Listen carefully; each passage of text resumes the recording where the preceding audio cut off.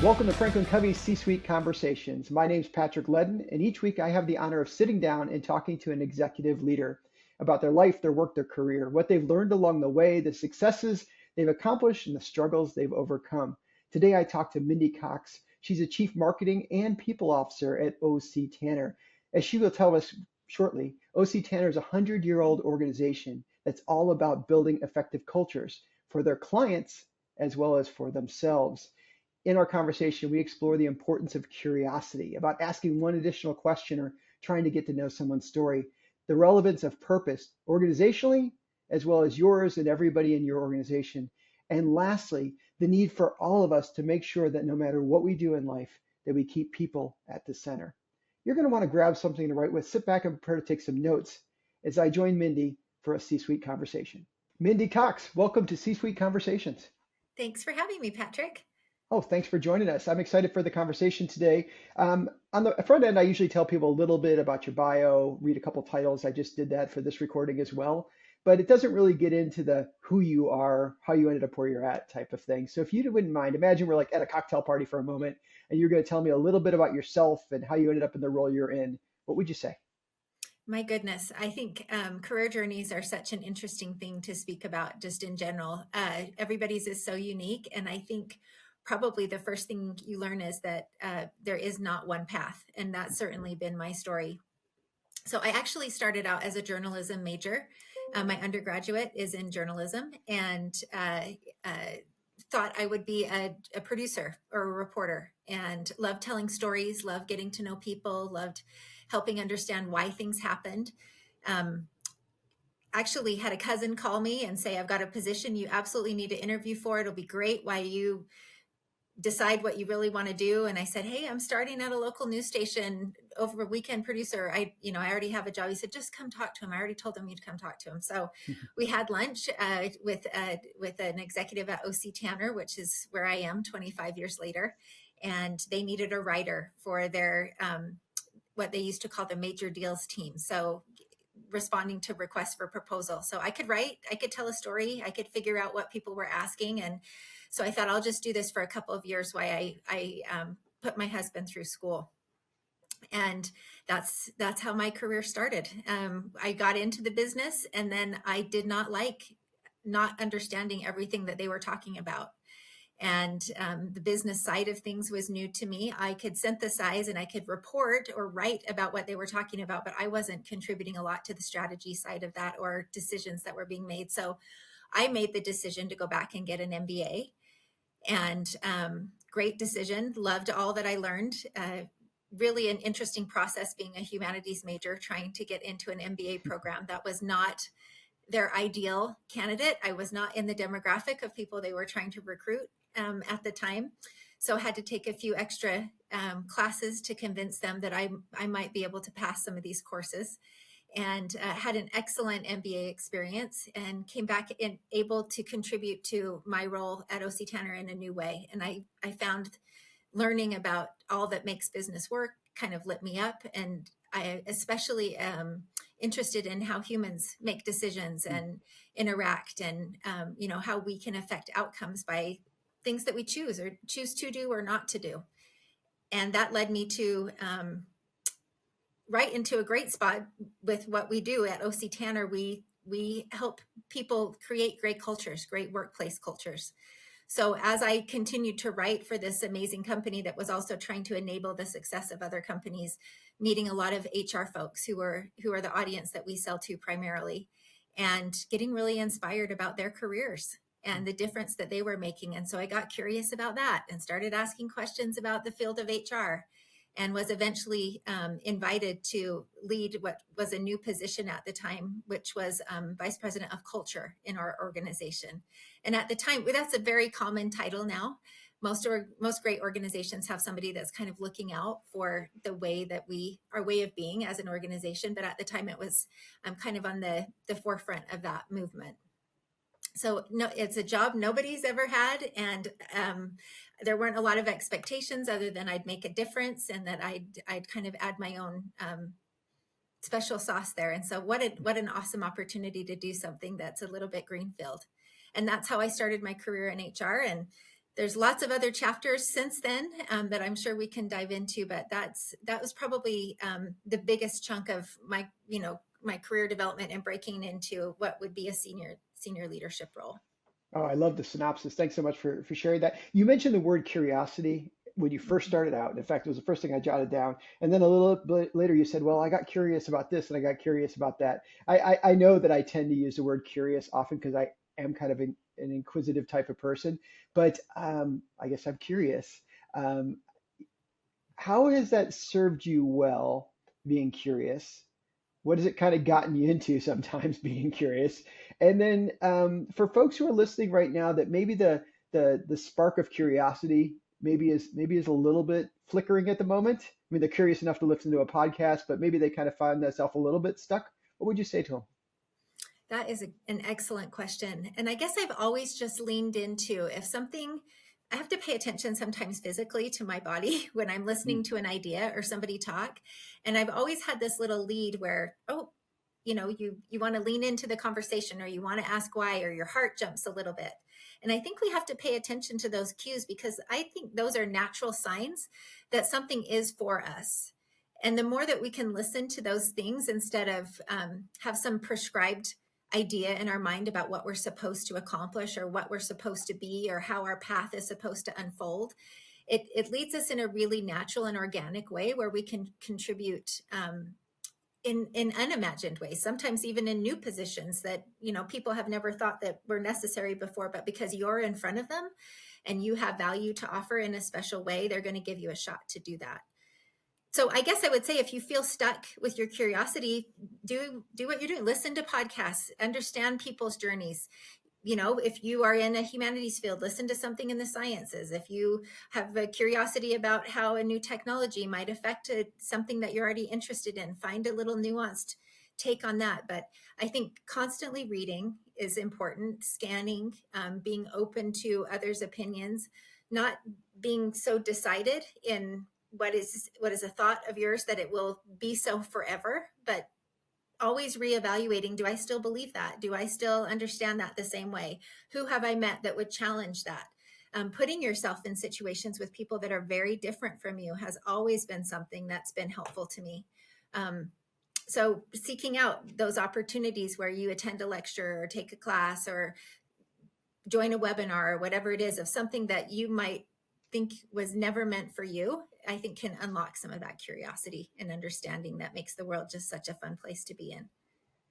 Yesterday, I was talking to this gentleman named Robert Maersk Ugla, who, if you've ever seen Maersk, like the shipping containers, Yes. he's the president of the holding company over that organization. And it's a really, large organization. And many people, once they see the word Maersk, they like start to see it everywhere.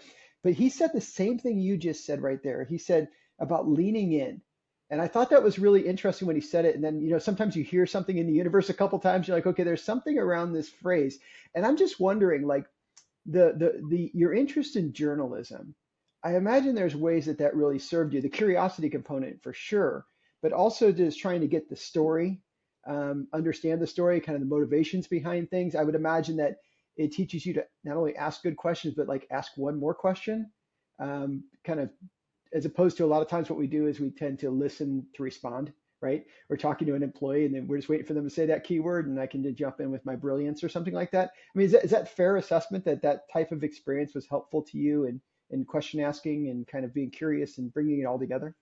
I certainly hope so. I mean, I think I was invited into the human resource space without a lot of human resource operational experience, but a lot of relational, emotional intuitiveness, you might say. So when somebody would come to me with an employee issue, it wasn't really about how are we going to deal with what just happened or what is the discipline that's required, how did this violate the policy. That hasn't ever been my lens. I'm more curious about what's going on with this person that we're at this point. Mm. How do we get to the point when somebody says, look, we just had this incident happen, it's very concerning, we need to get this person in here, are we going to terminate them, what's going to happen with this? And my first question is usually, are they okay? What's going on? Like, can we have a conversation about just what's led them to this point? And especially for our organization, OC Tanner is nearly 100-year-old company. And we were founded on this notion that kindness and beauty ought to be something that's pervasive in the world of business. And how do we start to infuse that?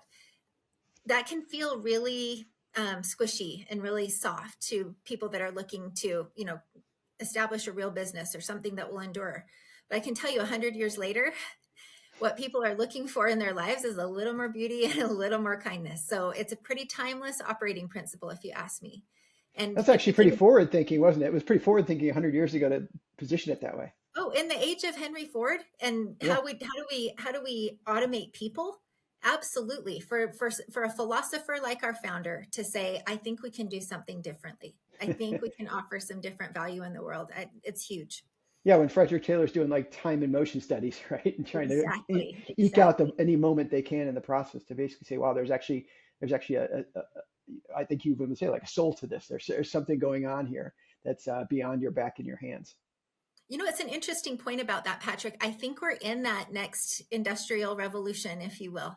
I mean, we're all looking at technology that we either have a fear about, or we're all on a learning journey for sure. There's nobody in a position right now that says, I have got AI and machine learning and language models figured out. I know exactly how to employ them for my benefit and my use, just as they were, looking at manufacturing principles back then. Like, how is this going to affect my business? And then, do I choose to take a human approach? Like, will I have a philosophy that'll guide how I employ this technology?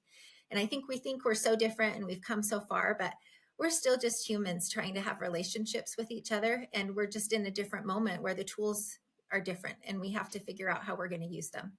Well, you mentioned your founder. Our founder, Stephen Covey, or one of our founders of our company, would talk about the difference between effectiveness and efficiency, right? So efficiency might be the way he would phrase it is like you're learning how to climb a ladder proficiently hand over hand, but you get to the top and you realize the ladder's leaning against the wrong wall, right? So you might be efficient at climbing ladder, but not necessarily effective.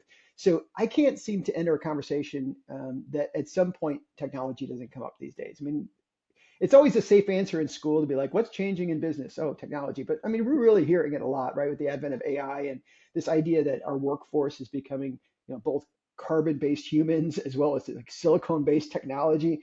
And you asked a really human question earlier. You said when somebody's struggling or not showing up, they would normally show up. You asked a question, are you okay? And Mhm. I'm just wondering, do you feel like we could be losing some of this with all of this other components of our workforce around AI? Are you seeing it as like, it's actually a great opportunity because of this? Are you seeing it like, I think it'll stay the same? I mean, what does a great people officer like yourself think about the marriage between technology and humans, and how do we keep humans in the game as far as the ability to like see people as people? I think we just have to remember that you still have a person in front of you. And if it were you in that position, I mean, how do you extend real, what we would call practical empathy in that situation? So it's not just that I'm going to sit down with you, Patrick, and I'm going to say, oh, me too. I get it. Mm. That is so hard. Um, that to a point is helpful to people, but how do we employ either whether it's technology or systems or resources to be practical in that situation? Patrick, I understand where you are. Let me tell you why it's not the weirdest thing in the world that we're having this conversation. Me too. And here's how I can help. Here's what's in place. Here's what care looks like. Here are systems or resources that the company has put in place, because you're not the first one to be in this Mm. situation, and we can help you. And do you want to be here? Do you want to feel better? Do you want to succeed? Do you want to, what does that look like for you? What does support look like for you in this moment? Let's line up some resources that are going to be helpful for you. And I think that's becoming more rare. Just our willingness to be able to sit down.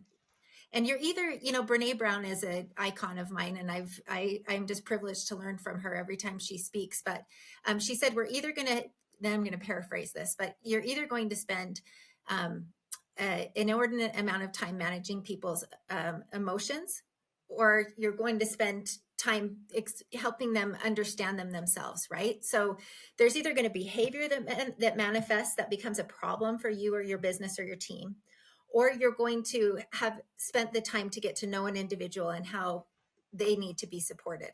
So just choose where you want to invest your time. One is in so rewarding and so positive and creates long-term value, and one is triage and it's exhausting. So they're both energy. Let's just pour it into where we're going to get a better result, and it means something that is special in the way that people can show up for each other. Well, and but as you went through that, it's funny as you were going through that, I had written down the word choice because you said talking to someone and kind of asking them how they're doing and kind of exploring that and being able to say we have resources. Basically, you're recognizing their agency. They can choose Mhm. which path to go. And then you said when you mentioned Brene Brown, it's like, hey, choose one of these two paths type of thing. I'm just as I'm thinking about this idea of choice, I would imagine that that in today's world, people have more choices, right? We know that to be true. If nothing else, I can go to my phone and order from 50 different places to eat right now or whatever it might be. And the same thing around work. I can choose to work here or choose not to work here. I can choose to work here but not really work that well or kind of quit and hang around for a while. What have you learned in the role around culture and the role you do to help organizations build their culture about how do you build a culture and organization where, not everybody's going to, but the majority of people walk through the door and join the organization, choose to sign up every day and play on that team. Mhm. For me, there's three key facets, and this has been a framework that I've adopted several years ago, and it just keeps manifesting as true for me. But there's this theory of self-determination, and it's really in the 70s. There were some great researchers that did some studies about what's at the foundation of happiness for people, and there were three factors. One is autonomy, two is relatedness, and three is competence. So when I look at those three things, where do we have opportunities to create moments of autonomy, relatedness, and competence? Feeling like I can do the right thing. The workplace for me is just like the most opportune fertile ground for those three things to come together, right? I want you every single day to go, I know how to do that, or I feel like I have a certain level of competence in this. I added value. There was something that I was able to bring that makes me feel like I'm able to contribute in a special way. Relatedness, we have to build in moments where people have a chance to know each other and be personal with each other, and I feel connected to you. Feeling connection is something that we hear all the time is lacking, right, in people's ability to operate at a healthy level in the world. And then this autonomy, this ability to choose. We apply that autonomy in as many scenarios as we can. And one that often stands out to me is when we have to make a hard transition decision with somebody. So let's say somebody is to the point where either for performance or other reasons, they need to separate from the company. I think respect looks like autonomy in those moments. We can't give them a lot of choices, but we can give them a few. So every step where we can say, do you want to talk about that now or later? Is that something you want to, I can help you with today, or would you like to call me tomorrow? And it may seem very, very small, but I think giving those moments where somebody's in a situation they wouldn't choose, but you're giving them even autonomy in that situation as much as you're able to afford to them at that time, it's it can be important, and it's a deep principle for me. I think even in hard situations we can treat people with respect. As you were saying that, I was thinking about like, okay, exiting someone from the organization. That's a fairly it's draconian. It's necessary at times, and it's certainly something that many people have experienced. But even the ability to provide them choice then is really critical. But then I was just thinking as you were going through the three things you said around autonomy and relationships and competence, I was kind of flipping on my mind like the opposite of those things, right? And I think all of us could relate to if I didn't have these things. Like if I felt like I wasn't adding value. I mean, there's certainly days when I feel like I don't know if I'm adding a lot of value today, but stack up enough of those, and that's not a great experience for anybody. Or even just going to a meeting and you walk out and go, why was I even in that meeting? I could have used that hour more productively doing something else. So that feeling like I am contributing, I'm competent, I'm valued in that regard. That a piece around relation, yeah, feeling alone. Who wants to feel alone? I've heard it said before that one of the biggest things we yearn for is to be missed.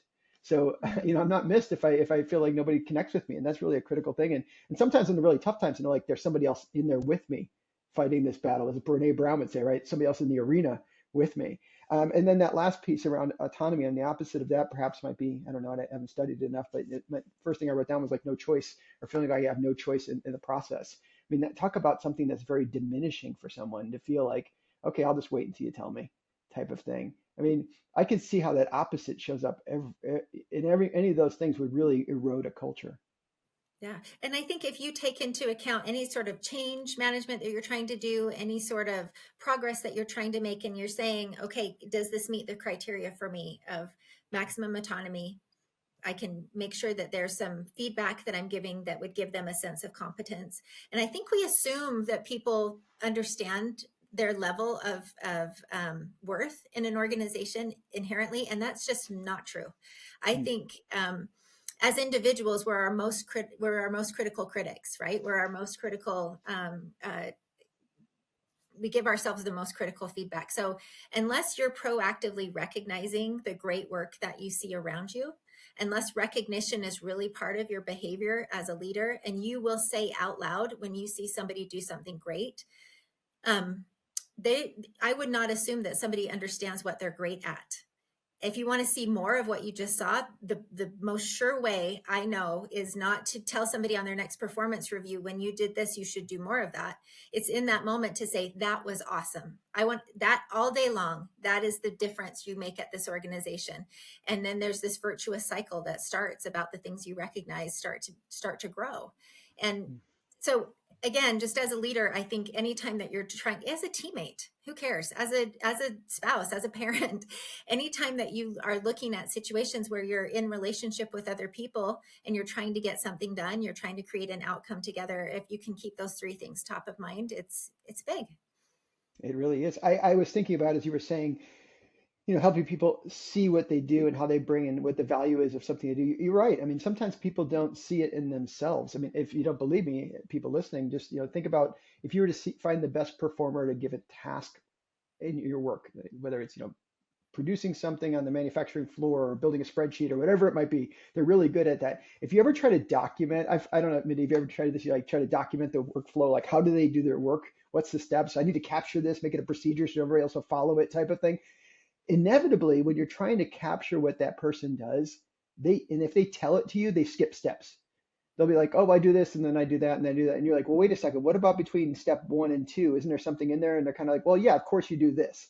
In other words, it's almost like wired in their DNA, or they just kind of know organically or through experience. They know, well, of course you do these things. And they start to undervalue or not recognize the competence they've built in those particular pieces.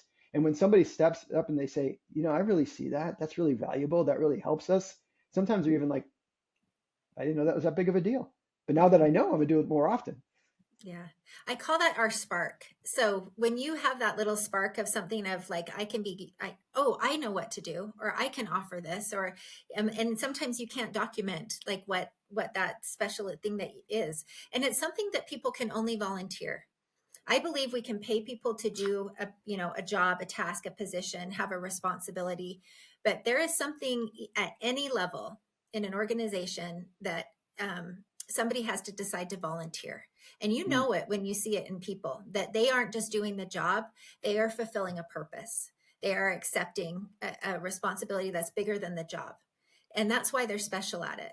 And so the more that we can fan that spark, the more that we can turn that into something that is generative for them. That's my new favorite definition of generative is, it's being applied to all kinds of technology, but people have been generative since the dawn of time. They take things that are, discrete, and they synthesize and they create something new. And that's the definition of being generative. And that's what we ask people to do every day. You see a problem, you try and find a solution, you try and create a new way. So how do we create energy in you that becomes generative to the organization and to yourself, that you want to show up and do even more the next day?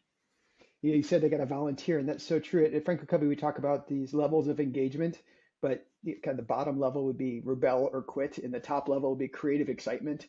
And the reality is, there's kind of a tipping point about midway up that scale where it does go from compliance to certain things to commitment to certain things. And when I start to commit to certain things, I do start volunteering my best efforts and etc. Um, so this engagement thing on this engagement scale, and I know you do a lot of work around engagement, but at the same time, like work has been shifting, right? COVID was certainly a catalyst for a lot of organizations. Everybody kind of, to varying degrees, depending upon the type of work you're doing. Obviously, if you're working in certain places, you had to go and do that job. You couldn't do it remotely. But for many people, they all of a sudden at least went to a remote or a hybrid or talk about not feeling connected, maybe socially distanced and masked work experience, whatever it might be. And now that we've come out of that, and I think everybody to varying degrees, but the vast majority of people would say, yeah, like we're moved beyond COVID now. And now you open up a drawer and find a mask and go, oh yeah, I remember that. That was close that drawer, type of thing. But I'm just wondering, like, how do we how do we maintain this level of engagement and feeling we're part of something when we are finding all sorts of variations of work, whether it's hybrid, in person, remote first? I mean, what have you learned about how to nurture that connection through these different dynamic working environments? Well, I certainly would agree that I think COVID in particular transformed us. And I don't think that there is it's over or we're going back or now we're level set, right? We've been transformed. It was a Yeah, transformative that's a better way of saying it. Yeah, it's different. collectively transformative experience. So, and I believe most people came out with a lens that favors purpose, and they need to understand why they're doing what they're doing. We had a sort of a collective moment of mortality. And what does work mean to me? What does my family mean to me? When it really comes down to it, how do I prioritize things in my life? And the organizations that I think have won and will continue to win are able to articulate purpose and able to help their employees find purpose in their work.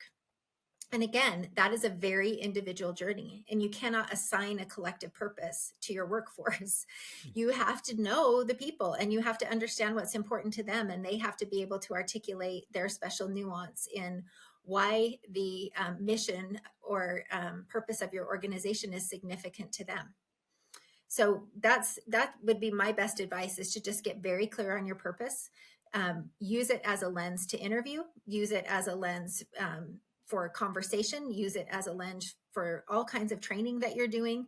It's not something that you write down once and pass out or put up in the hallway and hope people read from time to time. It has to be absolutely ingrained in the choices that you make and the behaviors that you invest in your organization.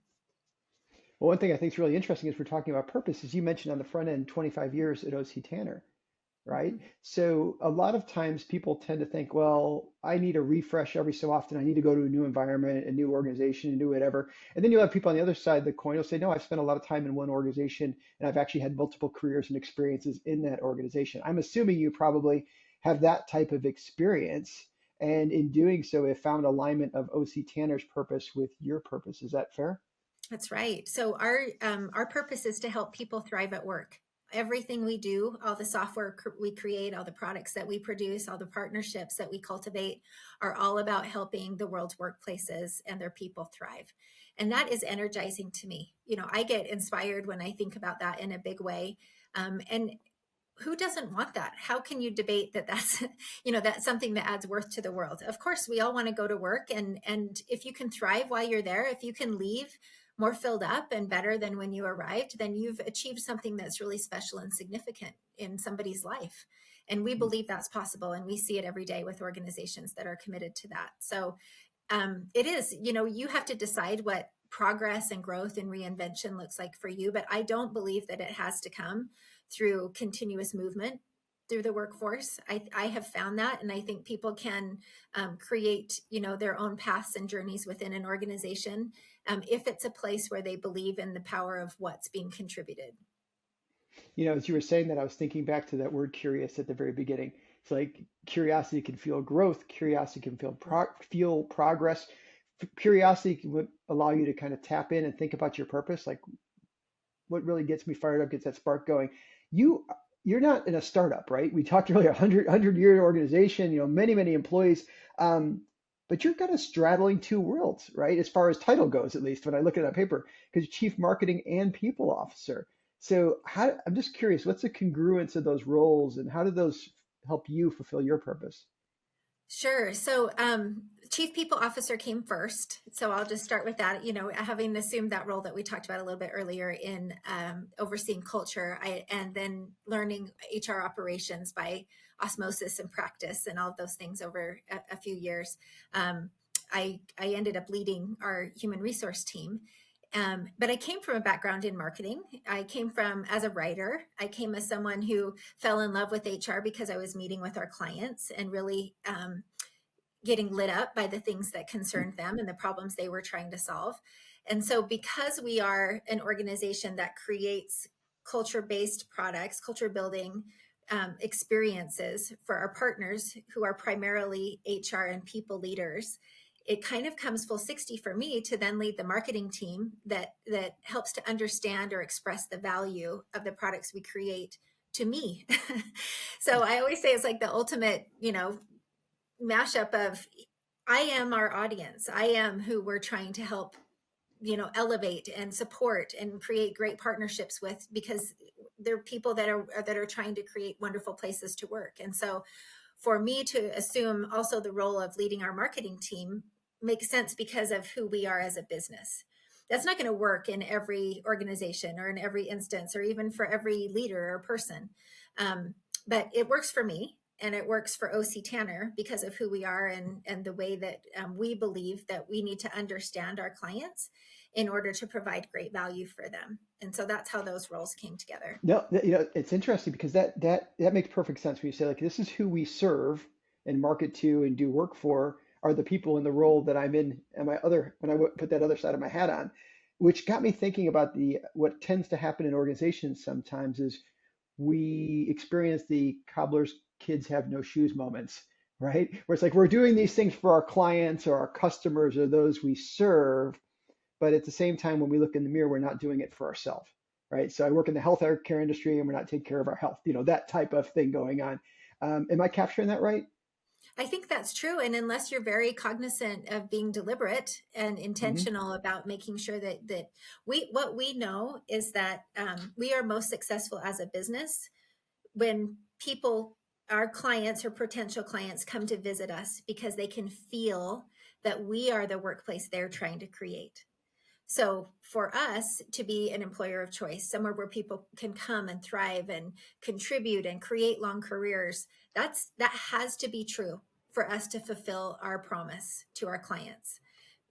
So it's very foundational for us. And I would say for any business that says, we want our clients to really experience, our customers to experience the full value of their partnership with us, we have to make things true at home first, because all of that, when you get squeezed, whatever's inside is going to come out. So you've got to make sure that it's full of goodness. And as an organization, that's been, we have to have a premier culture, a premier workplace, in order for us to be able to create that for Well, as we others. wrap up the conversation, there were a few words you said there at the end, like creating a place where people thrive and place where people feel, that they're contributing to something and they're building careers and they're learning and all these components we talked about.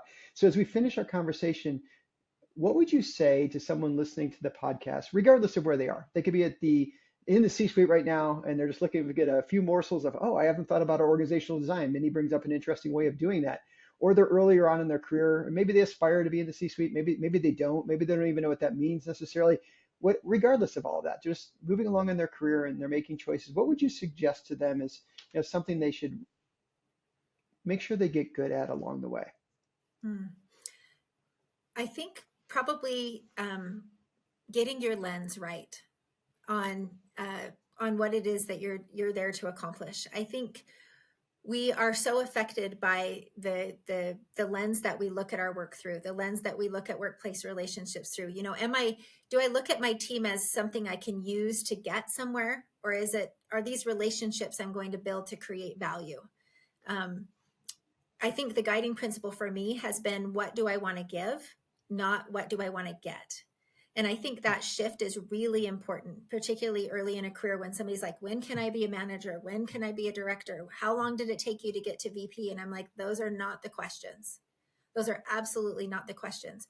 What value do you want to add? I can have a conversation with you all day long about the value you want to add.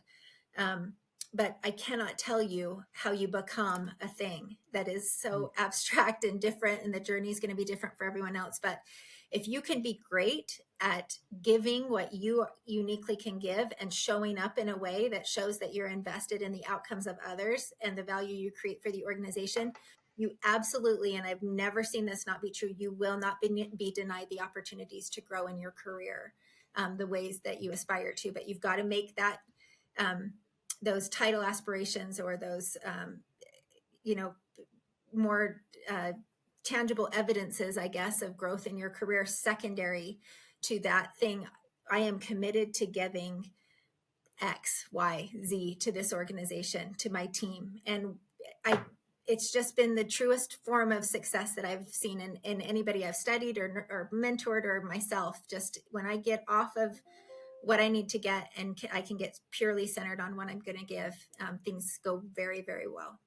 Well, I think the last 30 minutes or so on this podcast has been a testimony to that because you've given us lots of things to think about. And there's really no get on your end, the experience to do it, but you did it and you provide us such great information. I did a lot of getting, and I thank you for that. And I'm going to go apply some of those things, hopefully give some people some good stuff. But I really appreciate your contribution, the sharing about curiosity and your roles, and just helping us to think about keeping people at the center of what we do. Thanks so much, Mindi.